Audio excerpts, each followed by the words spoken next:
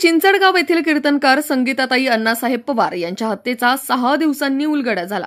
चोरीच्या उद्देशानेच त्यांचा खून झाल्याचं समोर आलंय। या गुन्ह्यात संशयित संतोष उर्फ भायला जगन चौहान वय वर्ष 22, अनिल उर्फ हाबडा नारायण विलाला दोघे राहणार अंचली तालुका सेंधवा जिल्हा बडवानी या दोघांना पोलिसांनी अटक केली आहे। दोन्ही आरोपी मध्य प्रदेशातून वर्षभरापूर्वी गाढे पिंपळगाव येथे हंगामी शेतमजूर म्हणून रोजगारासाठी आले होते। दोघांनी घटनेच्या 15 दिवसापूर्वी मंदिर परिसरात रेकी केली होती।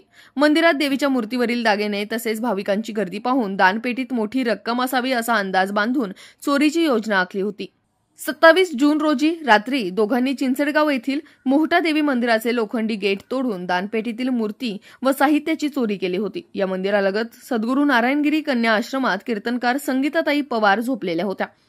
चोरट्यांच्या आवाजामुळे त्यांना जाग आली, त्यामुळे आरोपींनी डोक्यात दगड घालून त्यांचा खून केला। संतोष याला गाढे पिंपळगाव शिवारातील शेतवस्तीवरून मंगळवारी सायंकाळी तर अनिलला गुन्हे शाखेने शिरपूर येथे अटक केली। दोघा संशयितांनी या घटनेत लंपास केलेला मुद्देमाल कुठे ठेवला व कुणाला विकला याचा शोध पोलिसांकडून घेतला जात आहे। तसेच आणखी कुणाचा सहभाग असल्याच्या दृष्टीने तपास सुरू आहे। अशाच ताज्या आणि महत्त्वपूर्ण घडामोडींसाठी पाहत रहा राष्ट्र सह्याद्री न्यूज। राष्ट्र सह्याद्री न्यूजला लाईक करा, शेअर करा आणि सबस्क्राईब करा।